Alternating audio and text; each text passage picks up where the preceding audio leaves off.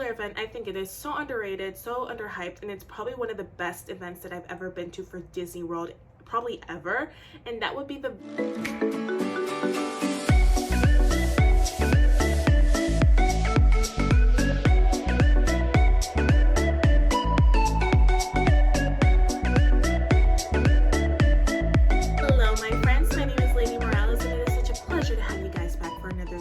and in today's video we're going to be talking about, for me personally, my personal opinion, the most underrated and underhyped things at Disney World that a lot of people are sleeping on.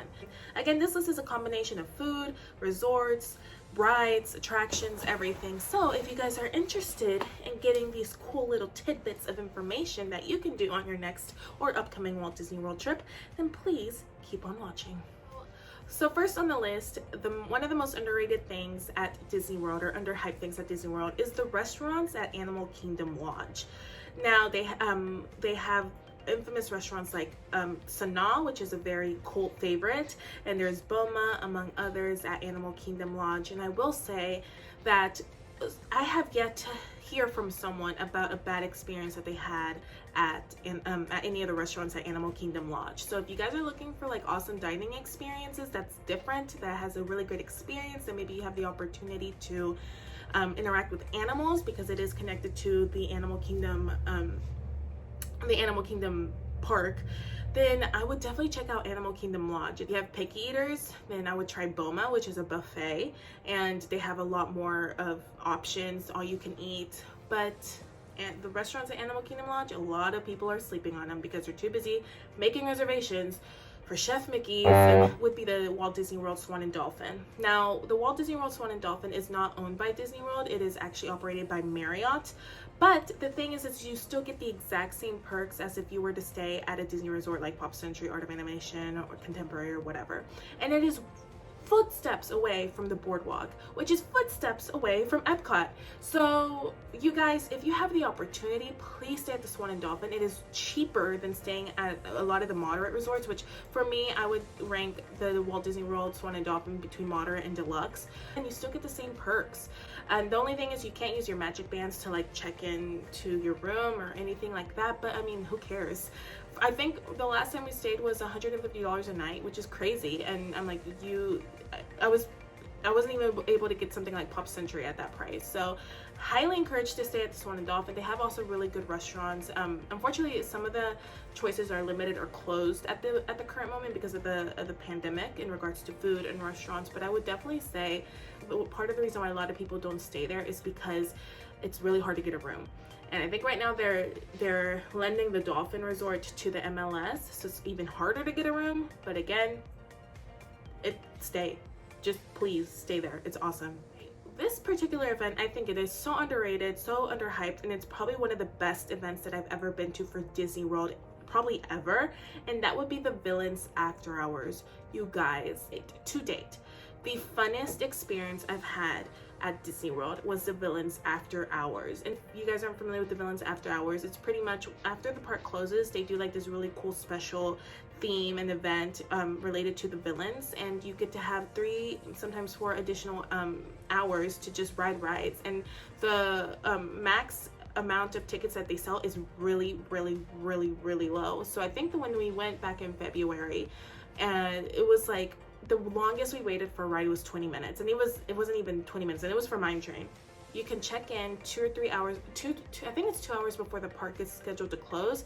So for us, we would have been able to check in at 6, but however, we were able to make fast passes at 4. So we actually were able to get into the parks at 4, and we stayed till 12, which is kind of like almost like a full day if you really think about it. The best food I had was probably the Villains hot dog from, the Hades hot dog from Casey's Corner. So if you guys, whenever it comes back next year, because I know the pandemic kind of like messed up everything, but when it comes back, I would highly encourage you guys to do the Villains After Hours. The other thing that I think a lot of people are sleeping on that's very underrated and underhyped is resort hopping. Now, I think right now it's a little bit more difficult to go resort hopping because of the closures, and just some resorts are closed, some aren't, and some are allowing it, some aren't, you know, for guests who are not there to be to visit, and it just really depends.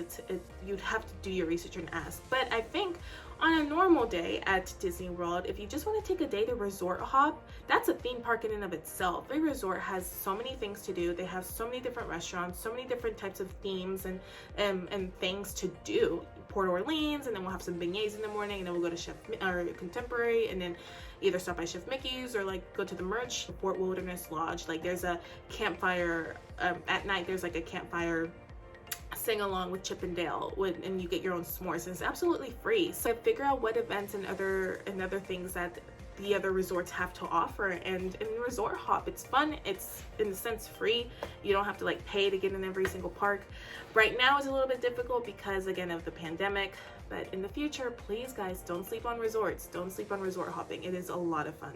Another awesome restaurant that I think people are sleeping on, that I think it's incredible, it's Frontera Mexican restaurant at the Disney Springs. Now I understand, I think, correct me if I'm wrong, they're a chain, but I don't know what it is about this specific restaurant at Disney Springs, but the food is fresh, it is good, it is Mexican food, and the drinks are to die for.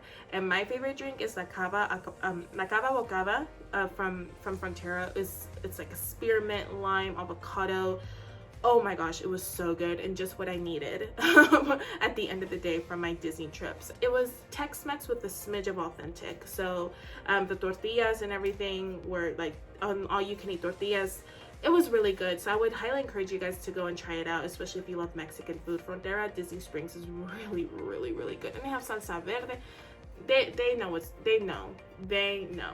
Another thing that is so underrated and underhyped at Disney World are water stations. If I see any of you guys carrying around water bottles, I am going to cry, because there's so many water stations at Disney World. And not only water stations, but you can go to any quick service restaurant or for the most part, any place that a cast member can guide you and ask for a cup of water or a cup of ice and refill your own thermal or whatever water bottle you want to take to Disney World. But please guys, do not buy overpriced water bottles at Disney World. Not only that, it doesn't help the environment because it's plastic. Please just use the water stations or go to a quick service restaurant or wherever the water stations are available at the restaurants and ask for a cup of water or a cup of ice and refill your water bottle. Take advantage of that. It is free. I honestly believe drinking water, and in some ways parking too, but drinking water is our human right. Do not buy Dasani water bottles at Disney World. They're so overpriced, guys. Please. Disney. Another resort area at Disney that I think is so underrated and so underhyped is the Coronado Springs pool and boardwalk. That's going to be a little too extra to say, but I like the boardwalk at the Coronado Springs better than the Disney's official boardwalk. There's just so many awesome like places to get drinks at, to chill and to relax and to have fun. And the pool, I think it's like shaped after the Aztec monument, but either way, I don't even think monument's the word, but regardless, people are sleeping on Coronado Springs. Now, don't get me started on the Destino Tower. I will talk about that in future videos because the Destino Tower is absolutely beautiful and breathtaking, and the fact that it's not a deluxe resort is beyond me. Anyway, I digress. But the pools at the Coronado Spring is beautiful. It's amazing. It's incredible. It's such a beautiful view, and there's like arcade games nearby, and there's like relaxation stations nearby, and then overall the boardwalk, it's just the way that it's laid out and just the different options and what's available to you is just absolutely incredible. People are sleeping on the Coronado Spring. People are sleeping on Coronado Springs in general. I would highly encourage you guys to check out the Coronado Springs own boardwalk as well as the pools, because you just come back and report to me when you go, and you'll see what I mean. I am a huge Walt Disney fan, and I admire him. I admire his determination, his courage, his strength. I love that man. And Walt Disney Presents at Hollywood Studios always gets me. And I would highly encourage, if you are like a hardcore Disney fan, not even a hardcore Disney fan, but if you just love Disney period, I would highly encourage that you check out that short film about the life of Walt Disney and his vision to Disney World at Hollywood Studios. It's absolutely incredible, and it's the pictures and everything that they have of him.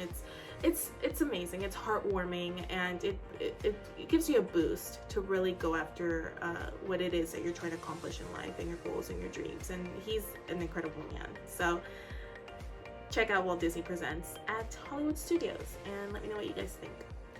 What did you guys think about my list? Do you guys agree? Do you guys disagree? Do you guys like, lady, why didn't you include this? Let me know in the comments below. Again, this is very free thought, very free flow, and it's just things that came to mind, but of course I think I'll be making more videos like this in the future. So with that being said, I hope you guys stay safe, stay happy, and you guys have an amazing, magical day. And as always, I will see you guys on the next video.